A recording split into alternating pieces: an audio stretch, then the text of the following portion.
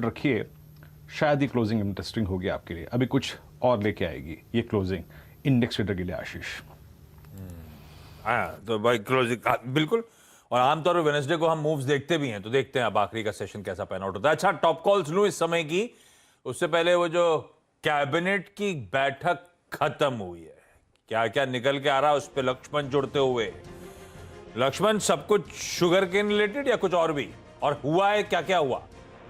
देखिए, दो प्रस्तावों को मंजूरी मिली है। एक पर्यावरण से जुड़ा हुआ प्रस्ताव है और दूसरा चीनी से जुड़ा हुआ प्रस्ताव है। हाँ। तो चीनी से जुड़ा हुआ प्रस्ताव ज्यादा महत्वपूर्ण है, क्योंकि सरकार ने यहाँ पे चीनी के मद्देनजर गन्ने की एफआरपी बढ़ाने का फैसला लिया है।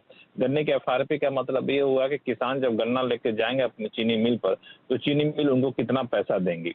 तो यहाँ पे सरकार ने इस प्रस्ताव को मंजूरी दे दी है और एफआरपी बढ़ाने के प्रस्ताव को मंजूरी दी है। हालांकि औपचारिक सूचना अभी तक नहीं दी गई है कि कितनी एफआरपी बढ़ाई गई है, लेकिन सूत्रों से जानकारी मिली है उसके मुताबिक एफआरपी 15 रुपए प्रति क्विंटल बढ़ाने का प्रस्ताव था, और जो अभी 205 रुपए है उसे बढ़ाकर 305 रुपए, 290 रुपए है उसे बढ़ाकर 305 रुपए प्रति क्विंटल करने का प्रस्ताव था।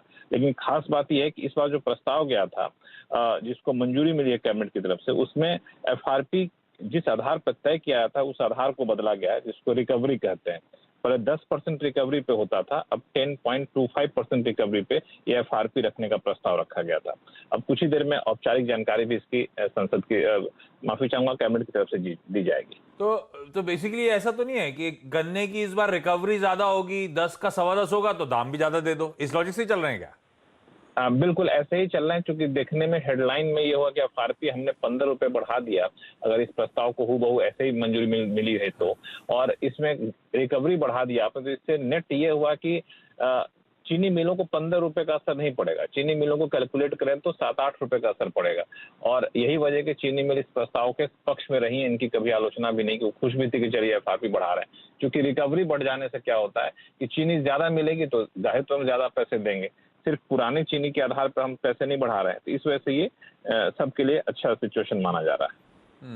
और वैसे चीनी मिलों के लिए ज्यादा इंपॉर्टेंट होता है यूपी सरकार जो तय करती है स्टेट एडवाइज प्राइस, और क्योंकि मेरे ख्याल से इन टैंडम मूव करेंगी सरकार, दोनों जगह सेम ही है गवर्नमेंट, है ना, तो अज्यूम करके चलो कि स्टेट एडवाइज प्राइस भी फिर इवेंचुअली यूपी सरकार बढ़ाती हुई नजर आएगी, है ना? बेसिकली बहुत ऑब्वियस हो जाएगा ये। ये एसएपी जो होता है, दरअसल सरकार जब एफआरपी बढ़ाती है उसके ऊपर राज्य सरकारें जैसे उत्तर प्रदेश हो गई, महाराष्ट्र हो गया, कर्नाटक हो गया, ये लोग एफआरपी बढ़ाती हैं, लेकिन मोटे तौर पर उसी अनुपात में बढ़ती है। हाँ, अगर कोई विशेष हालात हो, जैसे चुनाव आने वाला हो, तब आप देखेंगे कि वहां पे ये लोग ज्यादा बढ़ाएंगे। तो ये एक राजनीति भी होती है, लेकिन अभी मुझे नहीं लगता है कि उत्तर प्रदेश में या महाराष्ट्र में कोई चुनाव आने वाला है, तो एफआरपी भी जो रीजनेबल होगा वही बढ़ाया जाएगा। ठीक बात Lakshman, thank you so much. तो जो बड़ा प्रपोजल, और इस बात को लक्ष्मण ने मेंशन भी कर रखा था कि ये होने वाला है, और मोस्ट लाइकली कैबिनेट ने इसी बात की मंजूरी दी है। राहुल शर्मा साहब, इस चीनी के आज